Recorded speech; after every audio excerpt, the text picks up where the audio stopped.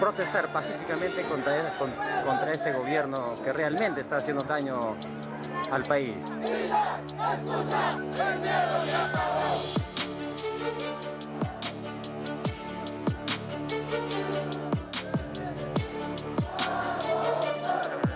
Pero más no se acuerdan del pueblo andino que somos nosotros, quienes trabajamos por ellos, ¿no? También...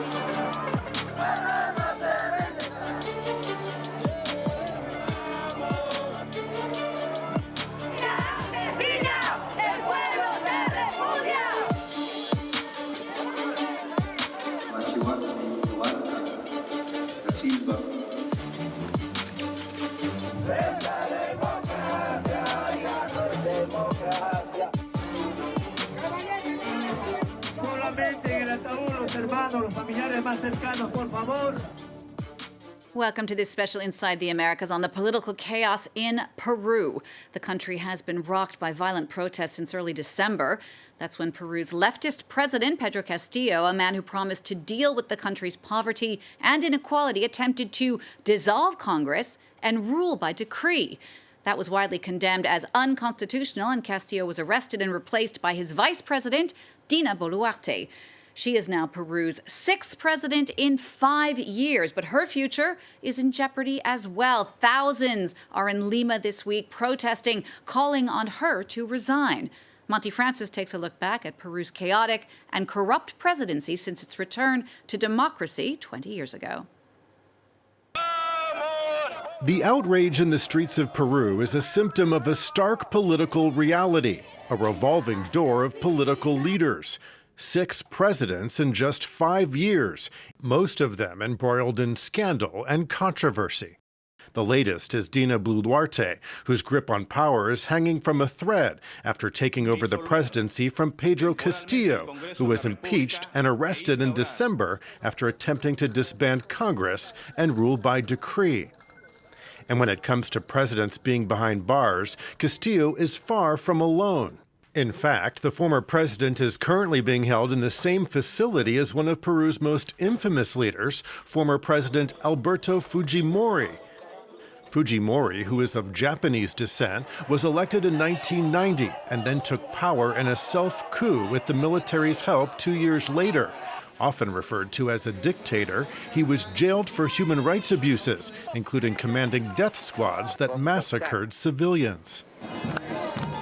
Then in the early 2000s, a bribery scandal involving the Brazilian construction company Odebrecht would ensnare several Peruvian presidents.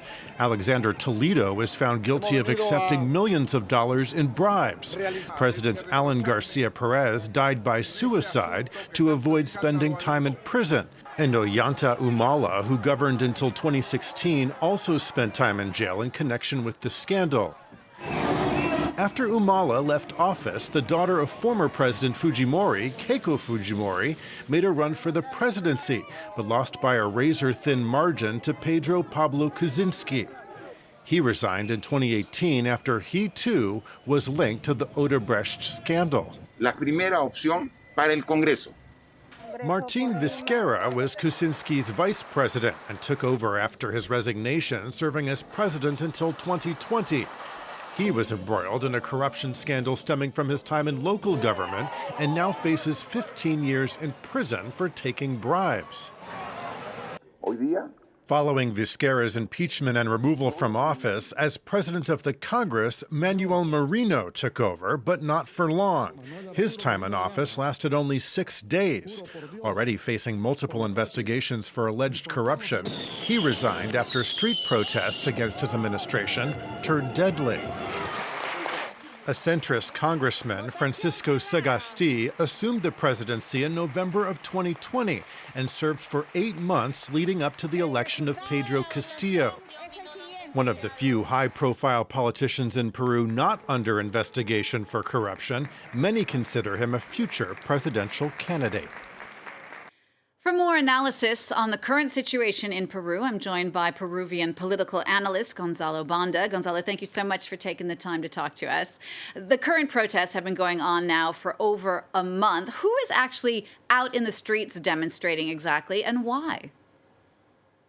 Hi, thanks for the invitation. The main protesters are the inhabitants of the southern regions of Peru, mainly the supporters from Pedro Castillo, but also there's a lot of communities we call ronderos or comuneros that are peasant communities that are manifesting in the streets of the southern Peru. And I have never seen in the last 30 years this kind of demonstrations of a peasant organization that's well organized and mobilized. Why are the peasants demonstrating? The main reason is because they think Dina Boluarte, she has betrayed them, because she arrives to power when Pedro Castillo was elected, she promised that she will not assume the presidency in case of Castillo was impeached. And I think that they seem to, this promise has been broken when Dina Boluarte assumed the presidency. And that's the main reason. There's a lot of inequalities in the southern Peru, especially in the Andean region, but there's another agenda, but not this specific political agenda. You're Peruvian. What is it like for you watching this latest political chaos unfold? Well, I think we are seeing a dangerous path to ungovernability. We had 6 presidents in the last 6 years.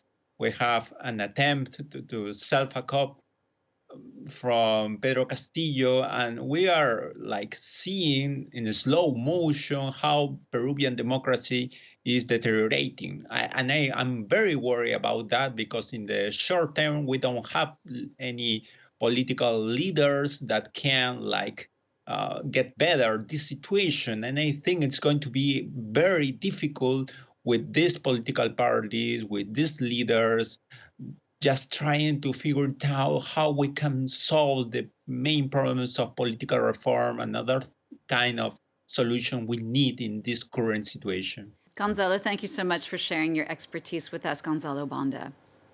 So Peru's protesters are still in the streets demanding the new president resign. Dina Boluarte has called for unity and peaceful protest this week, is also asking legislators to move up new elections. And while there's no guarantee of just how long she'll be in power, she has still made history as Peru's first woman president. Jenny Shin takes a closer look. Like many of her predecessors, Dina Boluarte can be described as an accidental president. The first woman to hold office in Peru's 200 years of independence, the 60-year-old began as an outsider of politics. Boluarte was born in the indigenous majority Apurimac region in the Peruvian highlands as the youngest of 14 children. A lawyer by training, she was relatively unknown to Peruvians until recent years. In 2018, she won less than 4% of the vote in Lima district's mayoral election.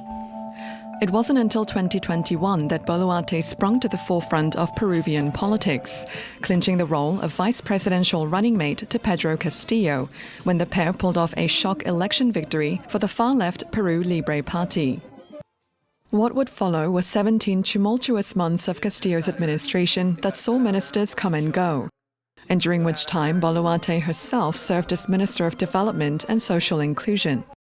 After Castillo was swiftly impeached following his announcement to dissolve Congress, Boluarte was sworn in as the new head of state within hours. An inheritance of power that prompted nationwide rage from Castillo's supporters.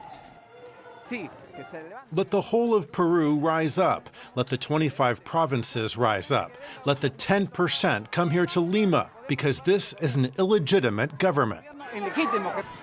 Many of the protests have also ignited in poor, rural and indigenous regions where Boluarte herself has her roots, but they too have been met with violent police repression. While apologizing for the death toll, the president says she will not back down. I am not going to resign. My commitment is to Peru and not to that tiny minority group that is bleeding the homeland. For her role in the repression of the demonstrations, Boluarte could now face judgment. The Public Prosecutor's Office has launched an inquiry into Boluarte and her cabinet to investigate allegations of genocide, qualified homicide, and grave injuries. Well, that's it for this special Inside the Americas on Peru. Thanks so much for watching. We'll see you again next time for all the news from north to south.